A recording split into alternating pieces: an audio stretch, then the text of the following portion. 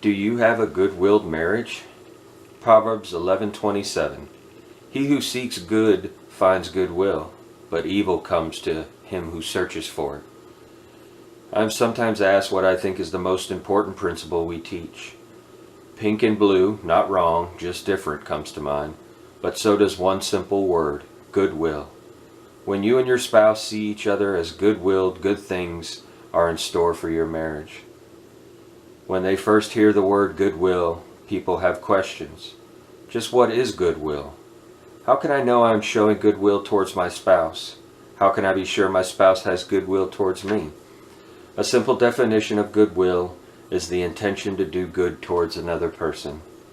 But the challenge often comes in when one spouse does something to the other spouse that does not feel good, loving, or respectful, as the case may be. It is often just a little thing, but still enough to get the crazy cycle revving up. At moments like these, the offendee has to cut the offender some slack, as in giving him or her the goodwill benefits of the doubt. A number of verses confirm that goodwill is a biblical idea. See, for example, Proverbs 14:9, Philippians 1:15, and Ephesians 6:7. And Paul is surely talking about the concept of goodwill in 1 Corinthians 7:33-34, when he warns that husbands and wives can become so concerned about pleasing each other that they can be distracted from serving Christ as they should. Granted, husbands and wives don't always demonstrate that natural desire to please each other as well as they might, but their goodwill is real nonetheless. That's why today's passage is so important. When there is conflict, disagreement, or a bump of some kind, don't automatically conclude that your partner has ill will toward you. If you look for evil, you can find it every time. Do that and the crazy cycle will spin for sure. What Proverbs 11:27 is saying to the married couple is this: look for the good in your spouse, even though it seems to be lacking. It is quite likely that you will see your spouse's goodwill coming right back at you. The truth is simple. We will see what we look for. No matter what happens, always assume your partner has basic goodwill toward you. How does that work in real married life? Here are some examples. I know of one husband who made the decision always to assume his wife had goodwill. Not only did this simple commitment improve his attitude, but it also changed her entire attitude toward him. He writes, I started giving her the benefit of the doubt. I didn't tell her she was disrespectful or anything. The results are stunning. She has been easier to live with. She doesn't nag me as much. She has shown increased interest in my hobbies, and she says I am like a new person. All this from simply giving her the benefit of the doubt.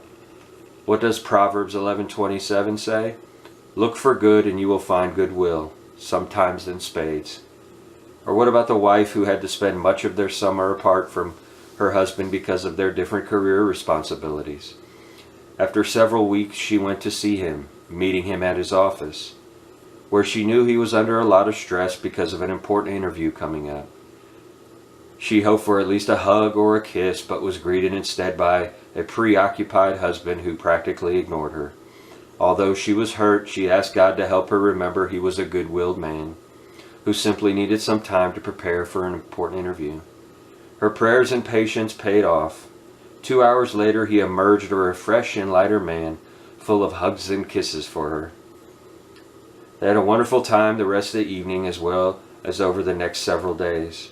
Before learning about goodwill and the pink and blue differences between men and women, she would have belittled her preoccupied husband in no uncertain terms.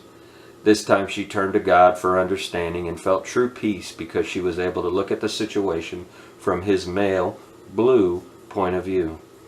Does seeking God in your spouse when he or she has not shown much goodwill always work? No, not always. But remember this simple but powerful principle.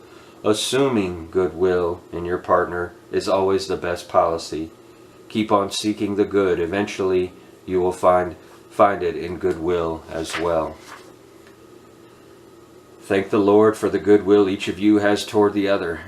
Ask Him for strength to give each other the benefit of the doubt during moments when someone's goodwill seems to be lacking. During disagreements and conflicts, tell yourself, My spouse has goodwill toward me, even though it doesn't feel that way right now. Always remind yourself that your spouse has goodwill toward you, even though it doesn't feel that way.